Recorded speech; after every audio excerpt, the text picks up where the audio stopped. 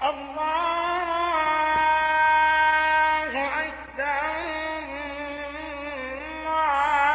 اللہ الرحمن الرحیم۔ اذان مسلمانوں کا ترہ امتیاز ہے۔ 5 وقت ہر نماز سے پہلے اذان دی جاتی ہے اور مؤذن بلند آواز میں اس بات کا برملا اظہار کرتا ہے کہ اللہ سب سے بڑا ہے، اللہ سب سے بڑا ہے، اور اللہ کے علاوہ کوئی معبود برحق نہیں، اور وہ کہتا ہے کہ میں گواہی دیتا ہوں کہ اللہ کے رسول صلی اللہ علیہ وآلہ وسلم اللہ کے رسول ہیں۔ نبی کریم صلی اللہ علیہ وآلہ وسلم جب مدینہ تشریف لے آئے تو آپ کو نماز کے لیے فکر مندی رہی کہ لوگوں کو کیسے بلایا جائے۔ آپ نے جب لوگوں کے ساتھ اس کی مشاورت کی تو کچھ کا خیال تھا کہ جب نماز کا وقت ہو تو ایک جھنڈا بلند کر دیا جائے، جب لوگ اسے دیکھیں تو ایک دوسرے کو بتا دیں، مگر یہ رائے آپ صلی اللہ علیہ وآلہ وسلم کو پسند نہ آئی۔ دوسری رائے یہ آئی کہ یہودیوں کی مانند بغل بجائیں۔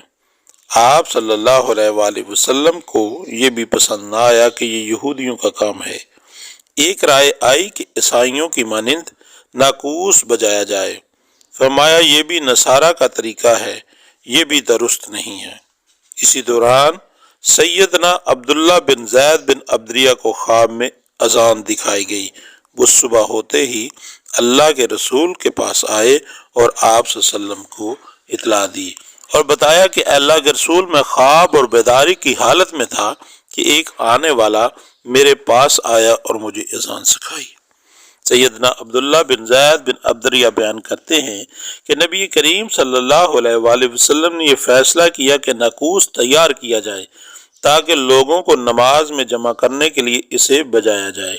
اسی دوران میں دیکھتا ہوں کہ خواب میں میرے پاس ایک آدمی گردش کر رہا ہے اور اس نے ہاتھ میں ناقوس اٹھایا ہوا ہے۔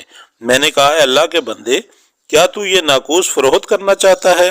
اس نے مجھ سے پوچھا، تم اس کا کیا کرو گے؟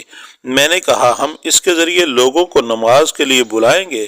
اس نے کہا، میں تمہیں اس سے بہتر چیز نہ بتاؤں؟ میں نے کہا، ضرور بتائیں۔ اس نے اذان کے کلمات دہرائے۔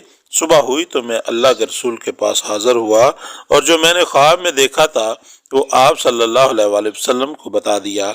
آپ نے فرمایا، یہ سچا خواب ہے، انشاءاللہ اٹھو اور بلال کو وہ کلمات اذان بتاؤ جو تم نے دیکھے ہیں، وہ ان کے ساتھ اذان کہے کیونکہ اس کی آواز تم سے بہت زیادہ بلند ہے۔ حضرت عمر فاروق رضی اللہ تعالی عنہ نے جب یہ کلمات سنے تو اسی وقت اپنی چادر زمین پر کھینچتے ہوئے گھر سے آئے اور کہنے لگے کہ اے اللہ کے رسول، میں نے بھی یہی کلمات خواب میں دیکھے ہیں۔ تو رسول اللہ صلی اللہ علیہ وسلم نے اس پر اللہ کی حمد کی کہ میرے صحابہ کو اس اعزاز سے نوازا گیا ہے۔ سیدنا عروہ بن زبیر بنو نجار کی خاتون سے بیان کرتے ہیں کہ وہ بتاتی ہے کہ مسجد کے قریب گھروں میں سے میرا گھر بہت وسیع تھا۔ سیدنا بلال رضی اللہ تعالیٰ عنہ ہر صبح اس پر فجر کی اذان کہا کرتے تھے۔ سحری کے وقت آ جاتے تھے اور گھر کی چھت پر بیٹھ جاتے اور فجر کا انتظار کرتے۔